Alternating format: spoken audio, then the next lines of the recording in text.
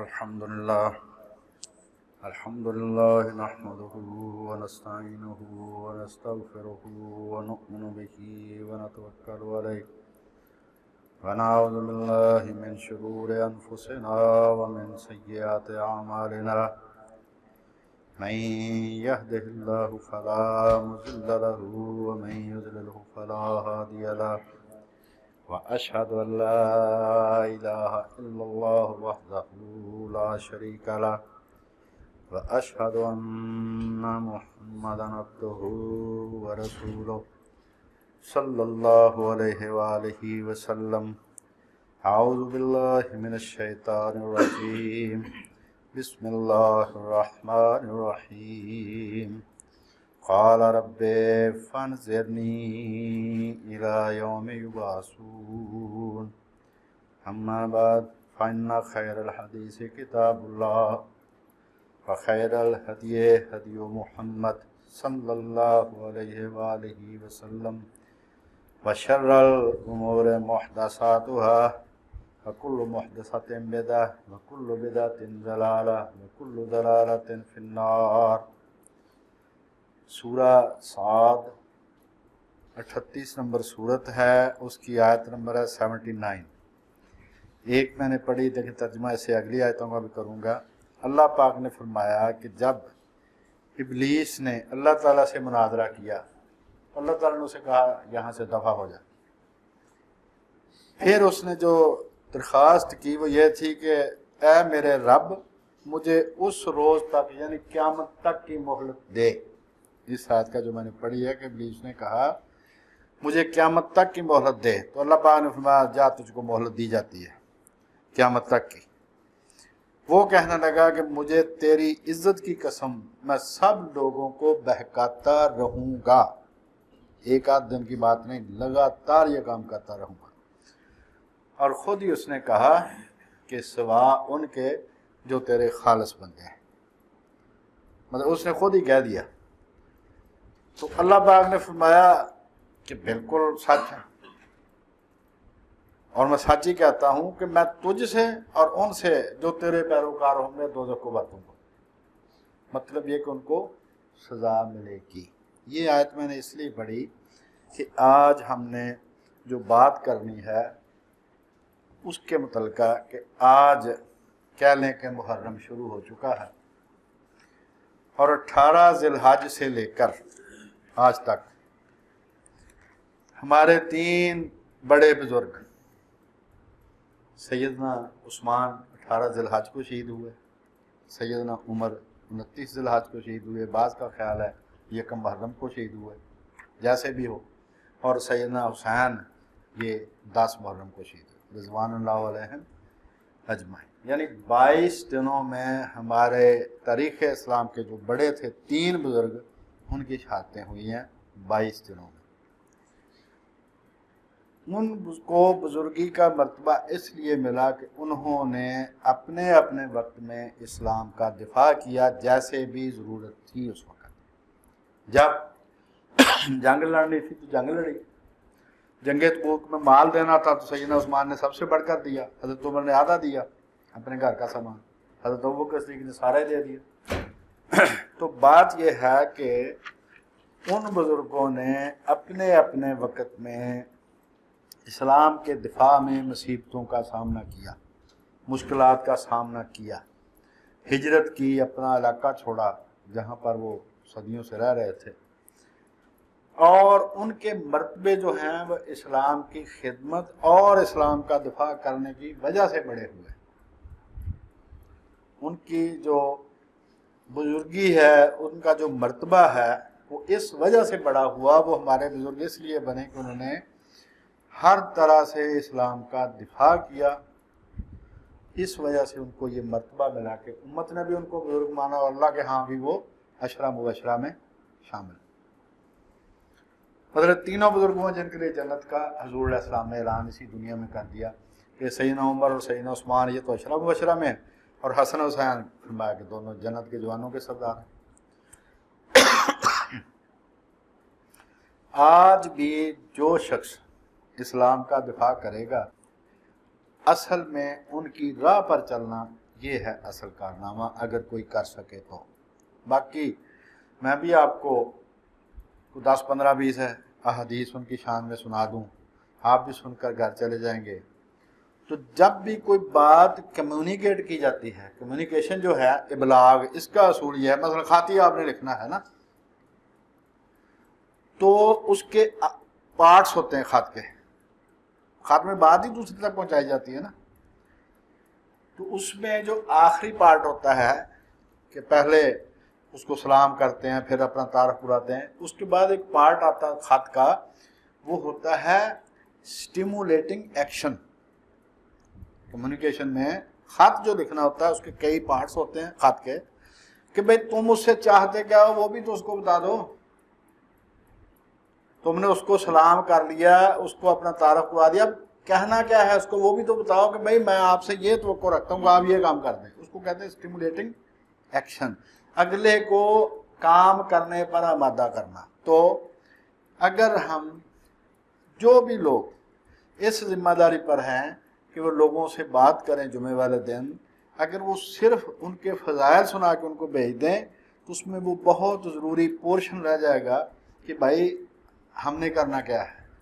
ان کے تو فضائل اپنی جگہ، کوئی بھی بیان نہ کرے، پوری دنیا انکار کر دے، تب بھی وہ بزرگی ہیں، جن کو اللہ نے مرتبہ دے دیا ان کو کوئی نہیں چھین سکتا۔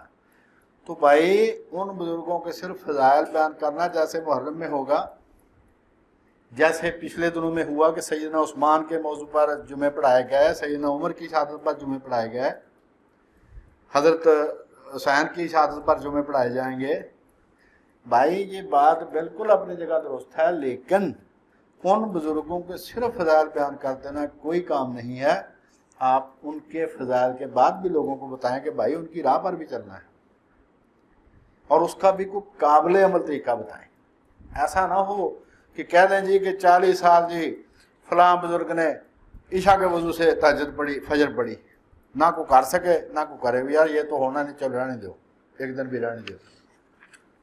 تو کام وہ بتانا جو قابل عمل ہو، تاکہ ہم ان بزرگوں کی راہ پر چلیں، اور اللہ تعالی ہمیں بھی ان کے پیروکاروں میں شامل کرے کہ یہ بھی حضرت ابوبکر صدیق کا پیروکار ہے، یہ حضرت عمر کا، حضرت عثمان کا، حضرت حسین کا، خود سب سے بڑھ کر رسول کریم علیہ السلام کا، کہ ان کی راہ پر چلا تھا، اس نے اسلام کا دفاع کیا، تو اس کو بھی، تو اسی راہ پر میں جس راہ پر چلا وہ راہ جنت کو جاتی، میں اس کو بھی جنت میں شامل داخل کر دوں۔ آج کیا ہے؟ آج کے دور میں اسلام کو ہمہ گیر چیلنج کو کہتے ہیں نا، ہر طرف سے چیلنج کا سامنا۔ سیدنا حسین کو جو چیلنج تھا نا، وہ عوام کی طرف سے نہیں تھا، وہ حکومت کی طرف سے تھا۔ انہوں نے چیلنج کیا، جو انہوں نے چیلنج کیا، جو اس نے بھی کیا، بہرحال ایک جہت تھی اس کی۔ اب عوام بھی بگڑے ہوئے، ہر ادارہ جو ہے وہ اسلام کی کہہ لیں کہ جڑ اکھاڑنے پر تلا ہوا ہے، ہر طرح کا عملی اور نظریاتی حملہ ہو رہا ہے اسلام پر۔ تو اسلام کو جو چیلنج اب درپیش ہے، یہ میں نے پڑھا کہ ابلیس نے کہا کہ مجھے قیامت تک کی مہلت دے، تو اللہ نے کہا جا تجھے مہلت دے دو۔ اس نے کیا کہا؟ تیری عزت کی قسم میں لوگوں کو گمراہ کرتا رہوں گا، ایک دن کا کام نہیں ہے میرا، ساری زندگی جب تک میں رہوں گا اس دنیا میں۔ تو ابلیس نے ایک پورا نظام بنا کے دیا ہے دنیا کو، اور اس میں اس کو صدیاں لگی ہیں۔ آہستہ آہستہ آہستہ آہستہ وہ ایک جگہ پر ایسے جگہ لے آیا ہے کہ اب کسی آدمی کو گناہ ہی معلوم نہیں ہوتا۔ اگر کسی نے ان دنوں میں کل پرسوں جو اخبار پڑھی ہے کسی نے، تو وہ بات دہرانے کے قابل بھی نہیں ہے جو ہندوستان کے ایک میل نے کی ہے، اور جس نے اس کی تصویریں کھینچی ہیں وہ کہتا وہ ذرا بھی گھبرایا، پورا اعتماد تھا وہ۔ جب آدمی مکمل طور پر بے حیا ہو جائے، یعنی جو لوگ جو کام کنجر بھی نہیں کرتے تھے وہ اب شرفا کہلانے والے وہ کام کر رہے ہیں، یہ ہے جدیدیت کا کمال۔ تو اس دور میں ہر طرح سے اسلام کو چیلنج کا سامنا ہے، اور اسلام مخالف قوتوں اور فکری دنیا کو مسلمانوں سے زیادہ اس بات کا پتہ ہے کہ ہمارا اگر کوئی جواب ہو سکتا ہے وہ صرف اسلام ہے۔ جیسے مخالفوں کو اپنے مخالف کے بارے میں دوستوں سے زیادہ پتہ ہوتا ہے کہ اس کی مضبوطی کیا ہے، اس کی کمزوری کیا ہے، اس طرح جو اسلام کے مخالف ہیں ان کو ہم سے زیادہ پتہ ہے کہ اسلام کی طاقت کیا ہے۔ دلیل صرف اسلام کے پاس ہے دنیا میں اس وقت۔ یہ باتیں ہماری پچھلے سالوں میں ہو بھی چکی ہیں، اگر کسی نے پوچھنی وہ بعد میں پوچھ سکتا ہے۔ اگر اس وقت یہ مسلمانوں کی حیثیت سے نہیں کہہ رہا ہے، جو واقعتاً صورت ہے وہی بیان کر رہے ہیں، صرف اسلام ایسا ہے جس کا سچے نبی تک لنک ثابت ہے، باقی کسی دنیا کے مذہب کا ثابت نہیں ہے، سچے نبی تک لنک۔ ان کو پتہ دلیل صرف اس کے پاس ہے، ٹھوس بنیاد صرف اسلام کے پاس ہے، تو ان کا حملہ بھی اسلام پر ہی ہے۔ ان کو خطرہ یہ ہے کہ جب بھی ہمیں ریپلیس کیا تو اسلام نے ریپلیس کرنا ہے، ہماری جگہ جب بھی لینی ہے تو اسلام نے لینی ہے، لہذا پہلے ہی اس پر حملہ کر دو۔ آج یہ ایک طرح سے خوش قسمتی ہے ہم جیسے بے عمل لوگوں کی کہ آج جو بھی بوڑھا جوان عورت مرد اسلام کا دفاع کرے گا، یعنی کام زیادہ ہے مزدور کم ہے، تو جب ڈیمانڈ اور سپلائی کا مسئلہ ہو تو پھر مزدوری زیادہ ملتی، اور جو دینے والا ہے اس نے اپنا نام بتایا جواد۔ اللہ پاک کے اسماء حسنہ میں سے ایک نام ہے الجواد۔ جواد کہتے ہیں ایسا سخی جو بدلے کی تمنا کے بغیر سخاوت کرے، یعنی وہ تو پہلے ہی جواد ہے کہ کوئی کسی سے بدلنا نہیں چاہتا لیکن سخاوت کر رہا ہے مخلوق پر، تو جب کوئی کام کرے گا تو پھر اس کو کیا اجر دے گا وہ۔ یعنی قیامت والے دن کچھ ایسے بھی لوگ ہوں گے جن پر لوگوں کو رشک آئے گا اور کہ سوچیں گے کہ شاید یہ نبی ہیں، ان کو بتایا جائے گا نبی نہیں ہے، وہ نبیوں کی راہ پر چلنے والے ہیں۔ آج کے دور میں جو بھی شخص اسلام کا دفاع کرے گا، کیونکہ اب ہر شخص کے پاس وہ ٹیکنالوجی ہے جو مخالفین کے پاس ہے، ان کے پاس بھی یہی انٹرنیٹ ہے، آپ کوئی بات کرتے ہیں لکھتے ہیں اسی وقت انٹرنیشنل ہو جاتی ہے۔ اگر کوئی شخص اس دور میں ان سارے ٹیکنیکل وسائل کو استعمال کر کے اسلام کا دفاع کرے گا تو اللہ سے امید ہے کہ اللہ پاک قیامت والے دن اس کو اپنے خاص رحمت سے نوازے گا، اور رسول کریم جو ہیں وہ خاص شفقت فرمائیں گے اس پر کہ بھئی تو اپنا روٹی بھی کماتا تھا لیکن تو نے دین کو بھی یاد رکھا۔ غالب نے کہا تھا گو میں رہا رہینے ستمہائے روزگار لیکن تمہاری یاد سے غافل نہیں رہا۔ یہ روٹی تو میں کماتا رہا لیکن تمہاری یاد سے میں غافل نہیں، تمہیں کو بلایا نہیں میں نے۔ تو بھائی اب کرنا کیا ہے؟ قابل عمل طریقہ، کوئی شیخ چلی کے خواب نہیں ہے، بالکل قابل عمل طریقہ، اسلامی دلائل معلوم کرو، ان کا مطالعہ کرو، ان کو سمجھو۔ پہلا کام ہے یہ کہ خود کو اسلامی دلائل سے مسلح کرو، اس کے بعد ان کی اصطلاحوں میں، جدیدیت کی اصطلاحوں میں ان کا جواب دو، تاکہ ان کو بات کنونس بھی آپ کر سکیں ان کو۔ جب آپ اس کی بولی میں بات کریں گے، کسی نے کہا تھا کہ جب آپ ایسی زبان میں بات کرتے ہیں نا دوسرے سے جو سمجھتا ہے وہ، تو وہ بات اس کے دماغ میں اتر جاتی ہے، لیکن اگر آپ اس کی بولی میں بات کریں تو اس کے دل میں اتر جاتی ہے۔ مثلا ہم اگر کسی عربی سے انگریزی میں بات کریں، وہ بھی انگریزی سمجھتا تو بات اس کو پتہ چل جائے گا کہ یہ کیا کہہ رہا، لیکن اگر ہم اچانک اسے عربی میں بات کریں تو اس کے دل میں اتر جائے گی۔ تو جب آپ ان کی اصطلاحوں کو پڑھ کے سمجھ کے، اسلام کو سمجھ کے پڑھ کے ان کا جواب دیں گے تو وہ بھی انسان ہی ہیں، وہ کسی کے گمراہ کرنے سے گمراہ ہوئے ہیں، آپ کے سمجھانے سے وہ سمجھ جائیں گے۔ تو بھائی یہ کام ہے، اگر یہ کسی نے کر لیا کہ اسلام کے دلائل سے مسلح ہوا، اس کے بعد ان کی اصطلاحوں میں اس کے بات کی، اور اس کا نتیجہ بھی انشاءاللہ نکلے گا، وہ بھی انسان ہی ہے۔ ملتان میں ایک عورت بیٹھی ہے، وہ جناب ملحد ہے اور کو 30,000 کے قریب وہ متاثر کر چکی ہے، تو وہ بھی انسان ہی ہے نا، یا عورت ہے گھر میں بیٹھی ہے، تو آپ میں کیا ہے؟ آپ میں کوئی کم ہے کوئی اس میں صلاحیت؟ آپ بھی کوشش کریں انشاءاللہ آپ بھی متاثر کر لیں، تو انشاءاللہ ایسے شخص کو اللہ تعالیٰ مجاہدوں میں لکھے گا، کیونکہ جہاد جو ہے اس کی جو اصطلاحی تعریف ہے وہ یہ ہے کہ زبانی طور پر، مالی طور پر، جسمانی طور پر، قلم سے، ہر طرح سے اسلام کے لیے پوری کوشش کرنا، یہ ہے جہاد۔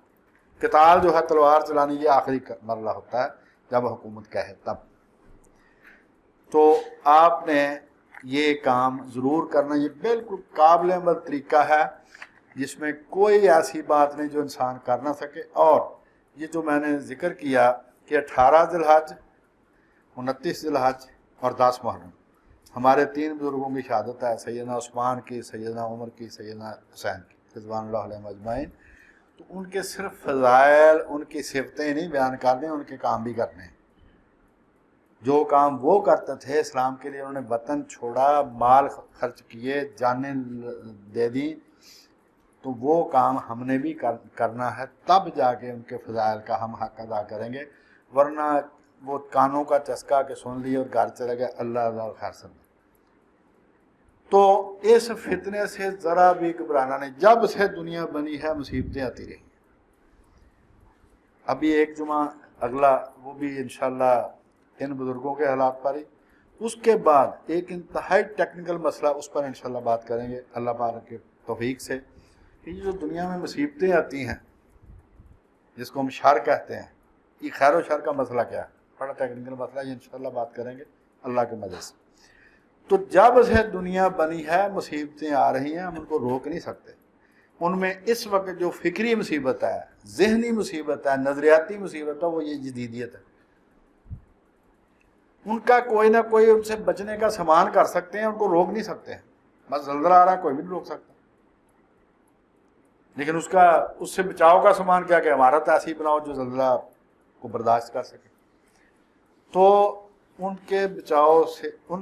سے بچاؤ کے 2 طریقے ہیں، ایک یہ کہ ان فتنوں کو پہلے سمجھ لیں، دوسرا یہ کہ اپنا مورچہ مضبوط کر لیں۔ یہ دیکھ لیں کہ دشمن کے پاس ہتھیار کون سے ہیں، ان سے بچا کیسے جا سکتا ہے، یہ 2 کام کریں۔ ان دونوں کاموں کے جو ہمارے بزرگوں میں نمائندے ہیں، ایک ہیں حضرت امام غزالی رحمۃ اللہ علیہ، اور دوسرے ہیں حضرت امام ابن تیمیہ رحمۃ اللہ علیہ۔ ایک نے ایک طریقہ سے دفاع کیا، دوسرے نے دوسرے، کام دونوں کا ایک ہی تھا۔ تو ان میں سے ایک کا یہ کہنا تھا، جیسے سید حضرت امام غزالی ہیں، کہ ان کے فتنوں کو سمجھو۔ حضرت امام ابن تیمیہ کہتے تھے ان کو فتنوں کو سمجھو، گولی مارو، اپنا مورچہ مضبوط کرو۔ اصل میں دونوں کا کام ایک ہی ہے۔ اس کی میں ایک مثال دیتا ہوں۔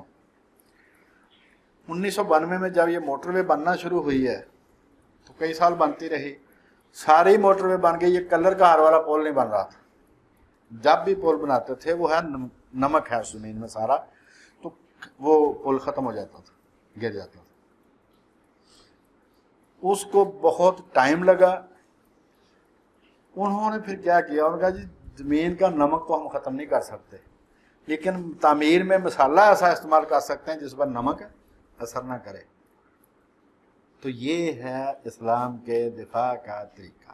کفر کو ہم ختم نہیں کر سکتے، فتنوں کو ہم ختم نہیں کر سکتے، وہ حملہ کریں گے، اس کا دفاع ہم نے کرنا ہے کہ ہم نے اپنے آپ میں وہ مسالہ پیدا کر لینا ہے، اپنے پاس وہ مسالہ پیدا کر لینا ہے جس سے وہ اثر نہ کر سکے۔ مثلا سردی ہے، اس کو کوئی نہیں روک سکتا، گرمی کا موسم اس سے کوئی نہیں بچ سکتا، لیکن اس کا دفاع تو کر سکتے ہیں، اس سے بچاؤ کا سامان کر سکتے ہیں۔ لہٰذا یہ دونوں اماموں کا طریقہ کار یہ تھا کہ حضرت امام غزالی نے کفریہ افکار کو پڑھا، سمجھا اور اس کا جواب دیا، اور حضرت امام ابن تیمیہ جو تھے انہوں نے اسلامی تعلیمات کے علم اور پختہ یقین پر زور دیا۔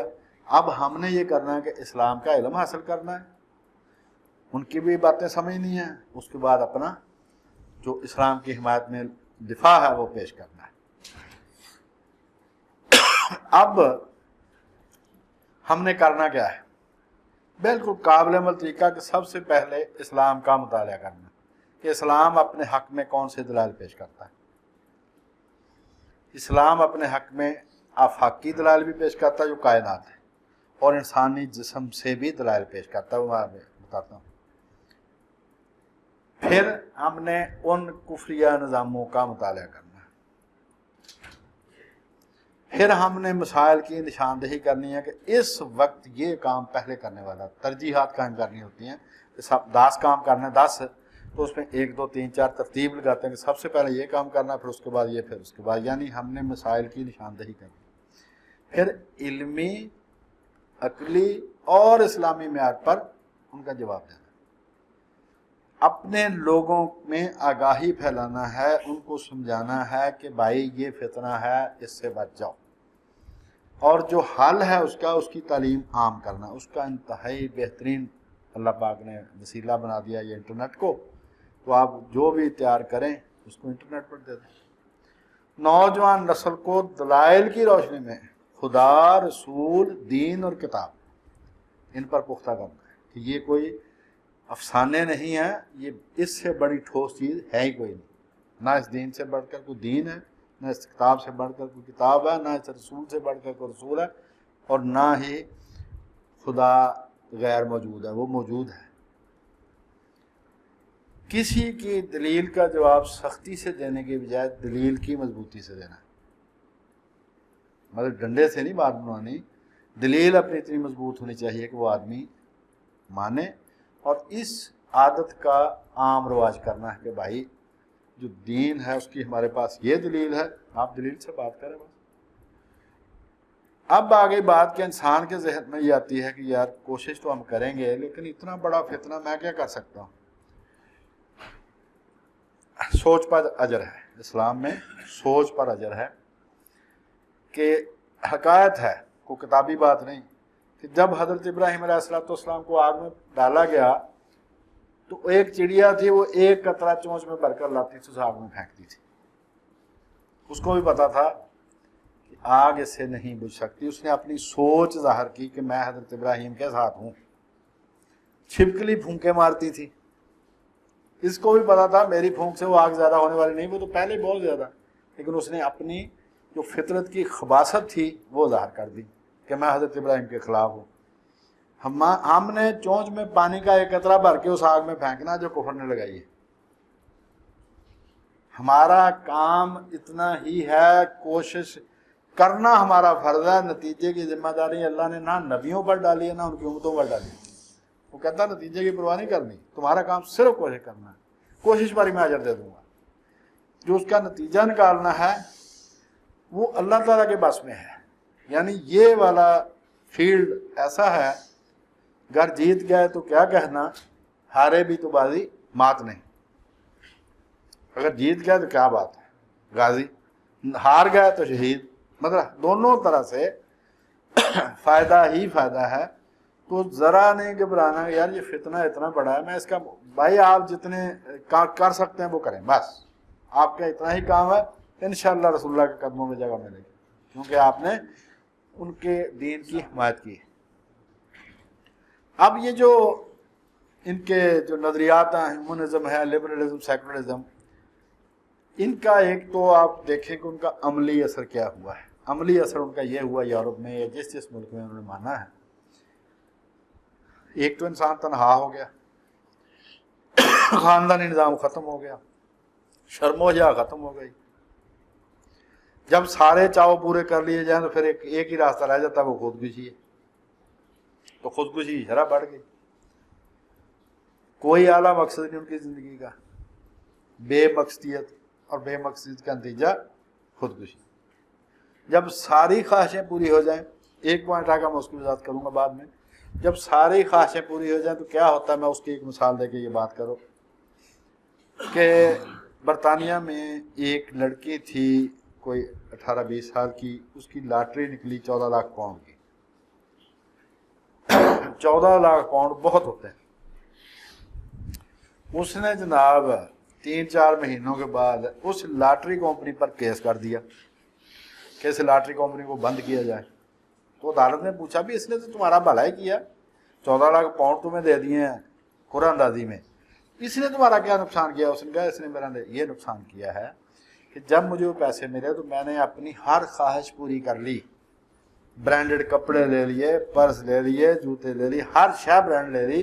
اب 3 مہینوں میں میری زندگی میں کوئی خواہش باقی نہیں رہ گئی، اب صرف خودکشی باقی رہ گئی، میرا جی کرتا ہے کہ میں خودکشی کر لوں۔ تو زندگی میں کمی ہے نا، یہ بھی انسان کی زندگی کا باعث ہے، ورنہ جب سارے چاؤ پورے ہو جائیں تو پھر باقی خودکشی رہ جاتی ہے۔ اب انکار خدا جو ہے اس کے لیے قرآن مجید نے کہا کہ آفاق میں بھی نشانیاں ہیں، باہر دیکھو، اپنے سے باہر کا جگہ جگہ نشانیاں ملیں گی، اور تمہارے انفس میں، جسم میں بھی نشانیاں۔ مختصر سی بات، کیونکہ ٹائم تھوڑا رہ گیا۔ یہ جو سائنسدان حضرات ہیں وہ کہتے ہیں کہ جب دنیا بنی ہے، بگ بینگ ہوا ہے، تو پہلے دن 1076 ارب کہکشائیں بنی، گلیکسیز، ہر ایک چھوٹی میں اربوں اور بڑی میں کھربوں ستارے ہیں۔ ایک ایک ستارہ سورج سے کروڑوں گنا بڑا ہے، سورج زمین سے لاکھوں گنا بڑا ہے، اور زمین انسانی جسم سے کتنی بڑی ہے۔ یہ پہلے دن کی سٹوری ہے، صرف 1070 ارب کہکشائیں بنی ہیں ایک دھماکے سے، بگ بینگ جس کو کہتے ہیں۔ اس بگ بینگ کو ماننے سے ایک بات تو یہ طے ہو گئی کہ یہ دنیا ابدی نہیں ہے، ایک ٹائم پر بنی تھی، حادث آئی، قدیم نہیں ہے، جیسے وہ کہتے ہیں نا کہ دنیا ہمیشہ سے ہے، جھوٹ بولتے ہیں، خود ہی کہتے ہیں بگ بینگ سے بنی۔ بگ بینگ 13 ارب 70 کروڑ سال پہلے ہوا ہے۔ بگ بینگ جو ہوا ہے 13 ارب 70 کروڑ سال پہلے ہوا ہے، سورج 5 ارب سال پہلے بنا ہے، زمین 3 ارب سال پہلے بنی۔ تو بھائی وہ کہتے ہیں کہ 13 ارب، یہ سائنسدان حضرات کہہ رہے ہیں سارا، جو جدیدیت کے پیر و مرشد ہیں، 13 ارب 70 کروڑ سال سے کائنات 70 کلومیٹر فی سیکنڈ کی رفتار سے بڑھ رہی ہے۔ کتنی بڑی ہو گئی؟ کوئی کیلکولیٹر اس کو کیلکولیٹ نہیں کر سکتا۔ اس کے باوجود اس میں ساری میں ایک بہترین نظام کام کر رہا ہے، جس کو کہتے ہیں سوفسٹیکیٹڈ، یعنی بہترین بھی ہے اور پیچیدہ بھی ہے۔ بہترین نظام اس میں کام کر رہا ہے۔ دوسری بات کہ ہر شے با مقصد ہے، کوئی چیز ایسی نہیں سائنسدانوں کو ملی جس میں کوئی مقصد نہ ہو۔ وہ کہتے ہیں کہ ہم اس کے صرف 4% کے بارے میں جانتے ہیں، 96% کے بارے میں اللہ ہی جانتا ہے، ہمیں نہیں پتا اس کا کہ کیا ہے وہ۔ اور کائنات کہاں تک جائے گی کہتے ہیں یہ بھی نہیں پتا۔ اب اتنی بڑی چیز کو کہہ دے کوئی کہ اتفاقاً بنی ہے، تو پاکستان میں ہزاروں دھماکے ہوئے ہیں، کوئی بنا، کوئی محل بنا، کوئی پلازہ بنا اس دھماکوں سے۔ یہ مشرف کے دور میں اتنے دھماکے ہوئے ہیں پاکستان میں، کسی دھماکے کے نتیجے میں کوئی پلازہ بنا ہو؟ گرے ہیں۔ ایک دھماکہ جو ہے اس سے اگر بالفرض ایسے ہوا ہے تو بھائی ایک با مقصد چیز کیسے بن گئی اس سے؟ ہر چیز کا کوئی مقصد ہے، ہر چیز دوسرے کو سپورٹ کرتی ہے، یہ بھی پتہ چلا۔ اور چوتھی بات یہ کہ ہر شے حرکت میں ہے۔ اب کسی اتنی بڑی چیز کو، زمین کا تو مانتے ہیں نا حرکت میں، اتنی بڑی چیز کو حرکت دینے کے لیے کتنی طاقت کی ضرورت ہوگی؟ یعنی کائنات میں نظام، مقصدیت، اس کا ایک دوسرے کو سپورٹ کرنا ہر شے کا، اور حرکت میں ہونا، یہ دلیل ہے کہ کسی نہ کسی نے اس کو بنایا ہے، اور وہ بہترین ڈیزائنر ہے۔ لفظ خالق کا لفظ کا معنی ہے ڈیزائنر، فاتر، بغیر مٹیریل کے بنانے والا، حکم سے۔ یہ تو ہے باہر کے، یہ بہت مختصر میں نے بتایا، یہ اس پہ ساری باتیں ہو چکی ہیں پچھلے سالوں میں، وہ آپ پرانے خطبے سن لیں۔ اب آ گیا انسان کے اندر کیا نشانیاں ہیں۔ آپ کسی ڈاکٹر سے پوچھ لیں، وہ آپ کو بتا دے گا یہ کیسا سسٹم ہے جسم کا۔ اب جو تازہ دریافت ہوئی ہے سن 50 کے بعد، اس کو کہتے ہیں ڈی این اے، ڈی آکسی رائبو نیوکلک ایسڈ۔ ہر انسان، وہ یہ پودوں میں بھی ہے، جانوروں پرندوں میں بھی ہے، اور انسان میں بھی ہے۔ جو انسان میں ہے اس کی لمبائی ہے 25 ارب میل۔ جو انسان میں یہ ڈی این اے ہے اس کی لمبائی ہے 25 ارب میل۔ ایک ذرے میں انسانی زندگی کی پوری فائل ہے۔ اب آکسفورڈ یونیورسٹی میں وہ پڑھاتے ہیں ڈاکٹر فاروق، پہلے وہ ناسا کے تھے، وہ امریکہ کے نا، خلا بازوں پر تحقیق کر رہے تھے۔ ان سے ہماری ملاقات ہوئی، وہ پاکستان آئے تھے، 4 گھنٹے ہم نے ان سے لیے۔ انہوں نے بتایا، میں نے ان سے پوچھا جی مجھے تو ڈی این اے کا لفظ بھی نہیں آتا تھا، میں نے کہا جی اس سے لفظ کیا بنتا ہے؟ انہوں نے یہ بتایا کہ ڈی آکسی رائبو نیوکلک ایسڈ۔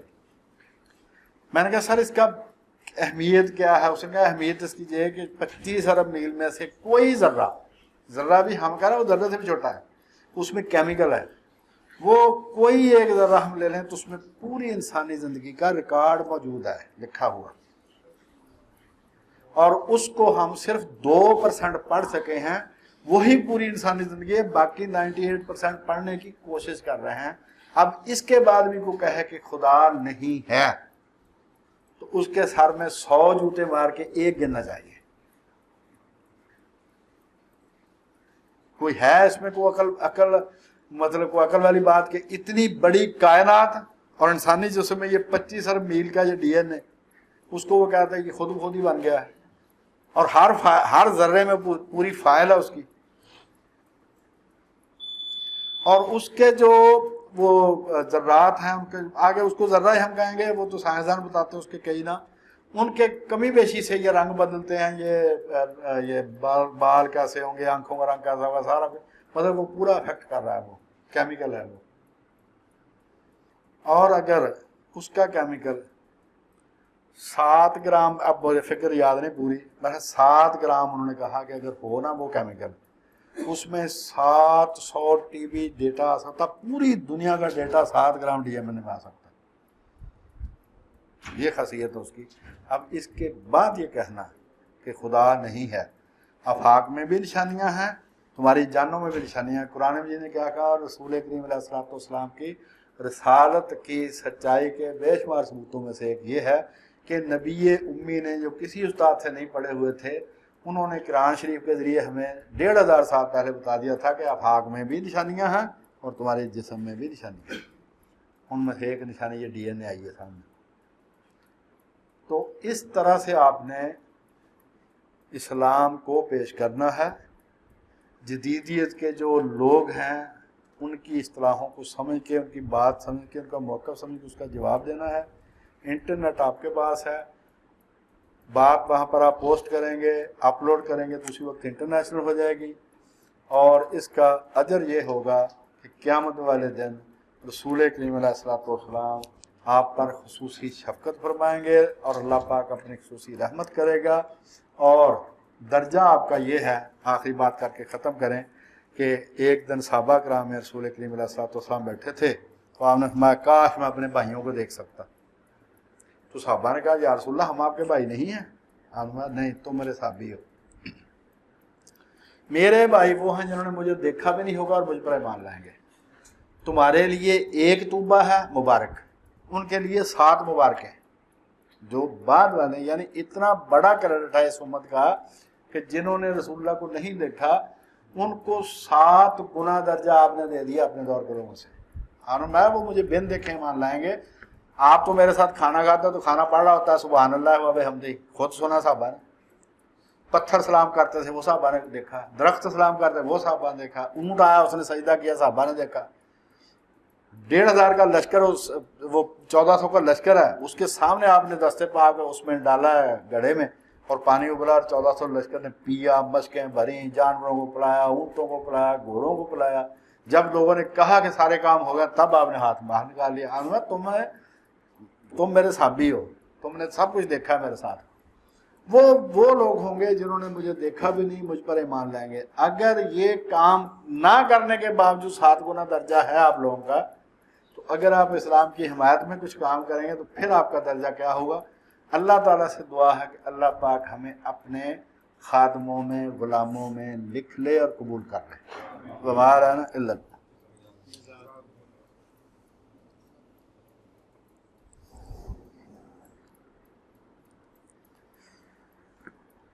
दूसरा खुतबा शुरू करने से पहले अल्लाह पाक से दुआ करते हैं हम कि अल्लाह पाक हमें, हमारे मुल्क को और पूरी दुनिया को अमन और खुशहाली अता फरमाए। जो हालात बन चुके हैं, बन रहे हैं, बनने वाले हैं, अल्लाह ताला उनसे सब अवाम को महफूज रखे, सब की जान माल इज़्ज़त आबरू महफूज रहे और कोई ख़तरनाक बात ना हो। अल्लाह ताला से दुआ है कि अल्लाह पाक हम पर रहम फरमाए। अल्हम्दुलिल्लाह अल्हम्दुलिल्लाह रब्बिल आलमीन अर्रहमानिर रहीम।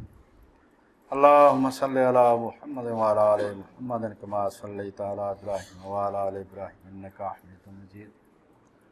اللهم بارك على محمد وعلى آل محمد كما باركت على إبراهيم وعلى آل إبراهيم إنك حميد مجيد لا إله إلا أنت سبحانك إني كنت من الظالمين اللهم إني أسألك من الخير كل ما علمت منه وما لم أعلم وأعوذ بك من الشر كل ما علمت منه وما لم أعلم اللهم إني أسألك من خير ما سألك منه عبادك الصالحون وأعوذ بك من شر ما استعاذك منه عبادك الصالحون ربنا آتنا في الدنيا حسنة وفي الآخرة حسنة وقنا عذاب النار ربنا وآتنا ما وعدتنا على رسلك ولا تخزنا يوم القيامة إنك لا تخلف الميعاد يا ذا الجلال والإكرام يا حي يا قيوم برحمتك نستغيث أصلح لنا شأننا كله ولا تكلنا إلى أنفسنا طرفة عين ولا إلى أحد من خلقك أبدا سبحان ربك رب العزة عما يصفون وسلام على المرسلين والحمد لله رب العالمين يا قيوم برحمتك نستغيث أصلح لنا شأننا كله ولا تكلنا إلى أنفسنا طرفة عين ولا إلى أحد من خلقك أبدا سبحان ربك رب العزة عما يصفون وسلام على المرسلين والحمد لله رب العالمين.